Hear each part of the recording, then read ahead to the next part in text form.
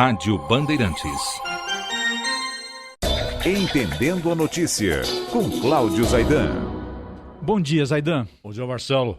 Vamos falar do golpe, da tentativa de golpe na Turquia? Vamos explicar o que aconteceu? Bom, Marcelo, embora parte da oposição turca até levante a hipótese de que tudo foi armado pelo Erdogan, mas não há uma evidência de que isso tenha acontecido. Provavelmente houve sim um levante militar que não abrangeu a maior parte das Forças Armadas turcas e, sobretudo, o comando das Forças Armadas turcas. Se isso tivesse acontecido, o contragolpe não teria nenhuma chance. Só foi possível abafar o golpe, só foi possível impedir o golpe, obviamente porque a maior parte das Forças Armadas e seu comando ficaram ao lado do governo. É bom lembrar que a Turquia faz parte da OTAN, tem Forças Armadas bem treinadas, bem equipadas, bem armadas e alguns grupos de elite tremendamente bem treinados, né? Inclusive os boinas marrons, que fazem parte da elite que combate ações terroristas. Mas o grande problema é se não houve de fato uma ação do governo, se o governo não incentivou esse golpe, é a maneira como o governo de Erdogan está lidando com tudo isso. Inclusive, eu tenho aqui uma declaração do primeiro-ministro turco, porque a Turquia, em tese, quem governa é o primeiro-ministro e o presidente teria uma função quase protocolar. Mas não é o que acontece, né? O Erdogan foi premier de 2003 a 2014 e depois foi eleito presidente. Mas como presidente ele tem mandado até mais do que quando era primeiro-ministro, tem concentrado os poderes e procura inclusive reformar a Constituição turca para que ela estabeleça de vez um presidencialismo de fato, ou seja, que ele governe e com poderes inclusive ditatoriais. Mas disse aqui o premier turco, o Binali Yildirim, que haverá um banimento e que nenhum outro, aí ele diz, traidor, nenhuma organização terrorista clandestina ou grupo terrorista separatista terá a audácia de trair a Turquia. Pouco antes, ele negou que existe um espírito de vingança. Agora, quando ele fala em grupos separatistas, perceba que ele já estende a repressão ainda mais aos curdos, que não tem nenhuma ligação direta com o que aconteceu na semana passada.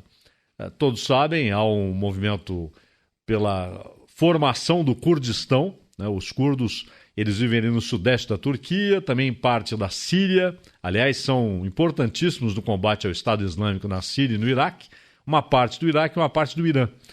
E é um povo que não tem um país, não tem um território, né? O povo curdo.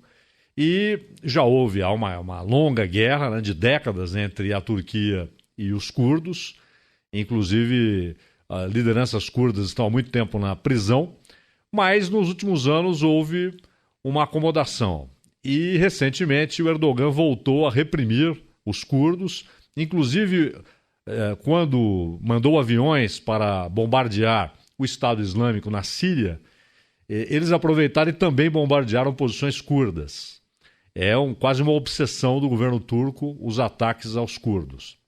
Mas o que chama a atenção é a repressão interna e o fato de que imediatamente após seu retorno a Ankara, Erdogan desencadeou uma onda de repressão contra juízes, policiais, militares e também contra funcionários públicos. Milhares foram afastados dos seus cargos e governadores, que são indicados pelo presidente, não são eleitos. E ele voltou a falar em pena de morte, né? Exatamente. Aí há um problema que vai além da Turquia, porque a Turquia há muito tempo reivindica entrar na União Europeia. A Turquia é um país quase todo na Ásia, né? Seu território é quase todo na Ásia, mas ela tem uma pequena parte que fica na Europa.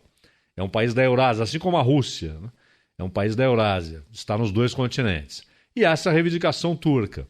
E a pena de morte foi abolida exatamente para facilitar a entrada da Turquia na União Europeia. E agora, quando o Erdogan fala na possibilidade, ele defende, ele diz que ele é a favor, que se o parlamento aprovar, ele vai chancelar, ele vai sancionar a volta da pena de morte.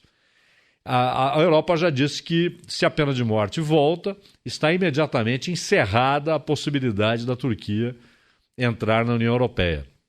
E a Turquia hoje, ela tem um acordo com a União Europeia, inclusive, para tentar diminuir o drama dos refugiados que vão da África, da Ásia e que tentam entrar em território europeu. A Turquia tem recebido muitos desses refugiados, em troca ela recebeu 3 bilhões de euros e deve receber mais dinheiro para que possa acomodar esses refugiados.